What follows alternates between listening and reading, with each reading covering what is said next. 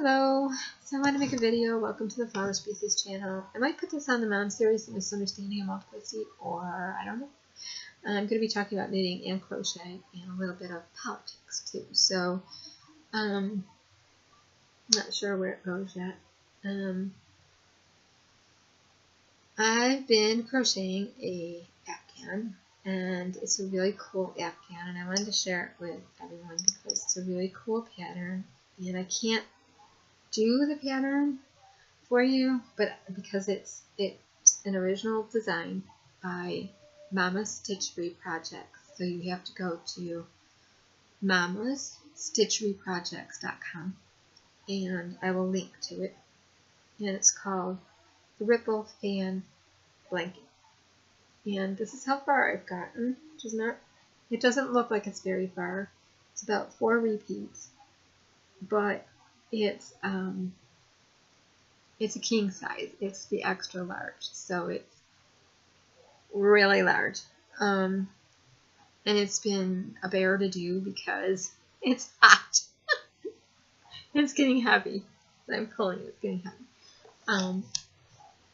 It takes me about an hour to get through a row, but it's a very easy pattern.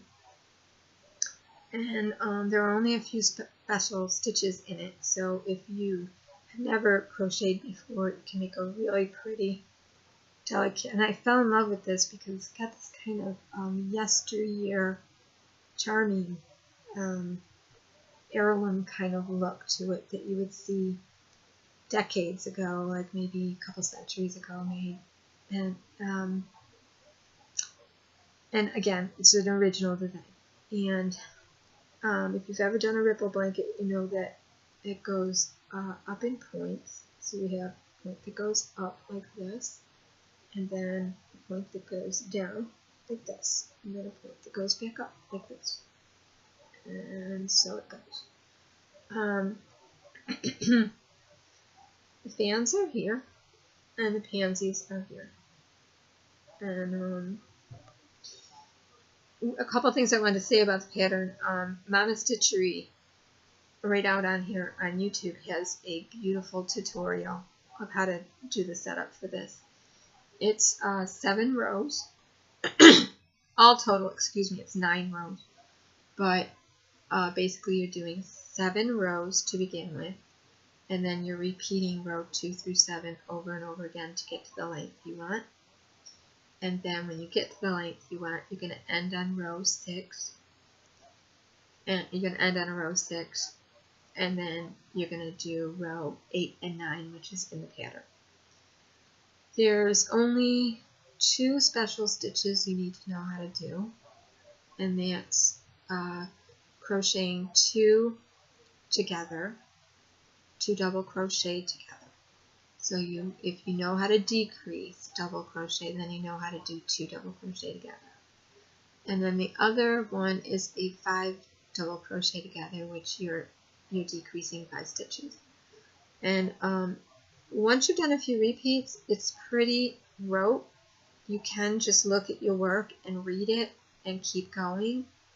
What I would tell people is if you go to the pattern, what I found is if you get ahead of yourself reading it, if you're reading the black print, there's 2 options you have there, 3 actually, but 2 that are pretty cool if you like to read patterns. Go with the look between each comma, and if you just take one set of instructions in between each comma to the next, you'll be fine. And if you identify where the 2 double asterisks are when it says repeat, then you'll be fine. There's always a foundation set up, and then it will say repeat across from the double asterisks. And for those of you that have crocheted forever, you know this, but every crochet pattern is written differently. When you get to Mammas Stitchery, it's written out beautifully and very clearly, and the special stitches are explained how to do those too. And the length that you're going to need, for how much yarn you're going to need for each size. There's a extra small, a small, a medium, a large, and an extra large. Now, I want to go on record and say I started making this at the end of May, probably the 3rd week of May. And I decided I wanted it to be larger than it was. I started with a medium, and really the medium almost went the full length of my bed, which is a queen and a half. They used to make them in the 80s. It's like a queen size bed with just a little bit more. It's just a little less than a king. And the ones that you can't find the sheets for, really. If you get the king size sheets, they're too big. The queen size, not enough. It was a popular mattress bed size in the late 70s to mid 80s, and then I think they stopped making them. I'm not sure. So I really found that if you wanted to make like a coverlet Afghan, the medium really will go. They're very generous sizes. To give you an idea on here, the extra small, which would be like a lap can, is maybe, let's see, 1, 2, 3. From here to here. This is the lap can size. From here to here. So if you put that over you, it's more like a generous little blanket. So they are larger. But the sample that Mammas Stitchery is showing is she's using, I don't know the name of it. I know it starts with a king. It is a 100% mercurized light 3 yarn, 100% cotton. What I'm using is 100%, not 100%. I'm using, I don't know the percentages of it. It's cotton and acrylic, and it's called Love Soft by Red Heart, and it's cotton acrylic blend. It's not mercurized. It is a worsted 4 weight, and I had read in the thread that if you're using a worsted weight that's not mercurized, to add in more stitches. So I went with the bigger one, but you don't really need it. There is no real gauge on. I don't know if there is a gauge. I didn't see it. The suggested hook is a 5H, but you could use any hook, any yarn to do this. What else? Another person mentioned in the thread, which I found really helpful because I have 2 different colors going on. I have white, real white, and then I have soft white, which you can see the difference here. Maybe not. Wait, which one's which? Can't tell. Okay, this is the white right here, and this is the soft white up here. And I'm mixing them. So, and the reason I'm doing that is to get kind of an antique-y effect and just warm it up a little so it's not so sterile white like this. If you're going to change colors with it looks really good with a solid color. Like with you could do it with a variegated, I guess, or different colors, but your fans might not be as noticeable from your pansies. So if you're definitely going to change colors and swap them out, I found in the thread that one gal was making this in, I think she was using a blue and a green and a cream because she lives by the ocean or by the water, and she wanted it to reflect, to be for her, like to go with that whole look of being by the lake or the water or wherever she was. And the blue and the green and the cream went really well. But what she found was she had to, after changing it at row 2 at the beginning, and then going to row 7, and then changing it at row 2 again, she found that she was losing sight of the real texture of the fans. So she worked with it a little bit and found if you change your color between row 6 and 7, when you get done with 6, when you start 7, if you change your color there, it stays fluid. So that's all you really have to remember about this pattern. And I would encourage everybody to go to Mammas Stitchery projects.com and out here on YouTube. It's fantastic. I don't get anything for saying this. I just, when I find somebody that really is helpful and generous and gives away their patterns and teaches so beautifully, I like to say something, because there's so many people that are a little more stickler about it. She really teaches you. And a cool thing I want to show you, another, just to get an idea, here's another pattern that all of these are original designs. This is strawberry lace. You can see the strawberries here. And these are something that she made by making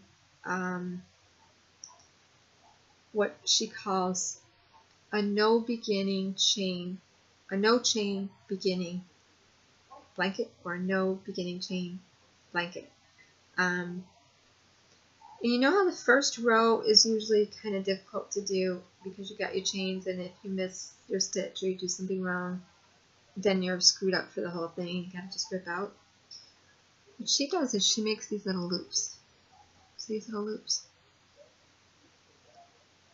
She chains up 3, or maybe it's 5. I can't remember how to begin it, but she chains up 3, connects, and then does a triple crochet, and then just keeps connecting the loops. And instead of working into the little chains, bases in here, little chains, you're working in these little loops. These are your chain spaces. So they're really cool to work. So this one's called, sorry, I was just working them out to get an idea. This one's called Strawberry Lace, and it has a column of shells down the middle, and then there's 2 repeats here. So it's made on an odd number, and that's it. And this is Bubblegum Love Soft. I can't remember if this is Red Heart or I think it's Pernay. Bubblegum Baby Soft Bubblegum. Real pretty color. And then this is a mercurized yarn. It's a thread. Red Heart. Okay. I started making this last week, and I'm still working on it. And this is another one of Mama's original designs, which you start with making all these little loops. And this is really helpful because when you're making chains with this thin yarn, it can be a really hard thing to see those little tiny chains. So she's made a lot of beautiful patterns that you can work with lace, sock yarn, threads, and this is a asymmetrical in pink asymmetrical shell, it's called. So a great big thank you to Mama from Mammas Stitchery Projects. And yes, I'm just working on all of these. No way of time. And I have going over there. Hang on 1 second. I'm trying to think of what this is. Yeah, this is a block of the asymmetrical. I worked it up in worsted weight first. So you can see the shells are there, but they go back and forth, which is really cool. So that's what I've been doing.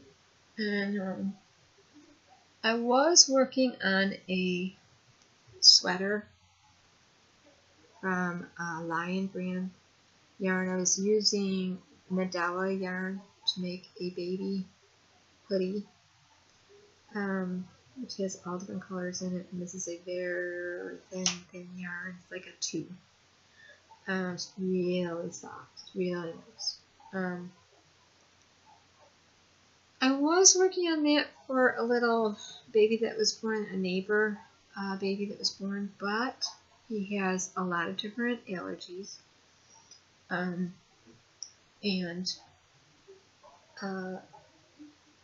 they've just had some issues with him since they brought him home, where he's having a lot of different sensitivities. And they're really not sure if it's his formula, if it's mold, if it's pollen, what, they don't know. So she's just been dressing him in light cotton everything, and she knew I was making him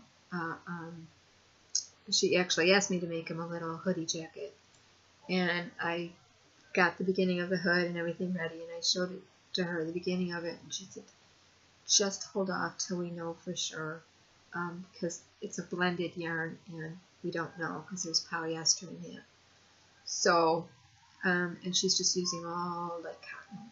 So, I'm holding off on that. But that is a pattern I can share. It's a free download. It's at lionbrand.com, where they have over 7,000 really cool patterns that are really good to understand too. So I just thought I'd share that. That's my Friday evening. I'm also reading this book, which has been wonderful. And I want to thank Abigail Noel, a intuitive therapist, teacher, who has been leading classes in the Blueprint of Christ and meditations of Teresa of Avila. And this book is Meditations with Teresa of Avila, A Journey into the Sacred by Megan Dawn. I'm sorry, Megan Dawn? Am I saying that right? Megan Dawn. It's a beautiful book. And I got to about here reading the intro, and then I just started picking it up every day and flipping through it and just reading. And there's never a time that I don't find something, so I'm going to try that right now. I'll put my glasses on and try that. Thank you, Abigail Noel. And you can find her at abigailnoel.com. You can find her on Facebook. And she runs portals and classes at a very low price. You pick the time, you pick the class, you're not loggered into anything. And she's intuitive. We all are. But she's been working with her intuitive nature longer. She's been she actually went and became a spiritual therapist. She went to get her certification, and she learned about everything: chakras, numerology, sacred numerology, all the gospels, so much, medical intuitiveness, herbs, natural. She's just a very in tune person, and we all are if we just start asking God to help us. But some people have been doing that longer, so they have more to share with us. And she doesn't like to use the term psychic because she believes we're all psychic, and media has made the term psychic be something it's not not always. It's not just talking to dead people or people that have passed on the other side, although that's part of it. It can be. It's really more about talking with God.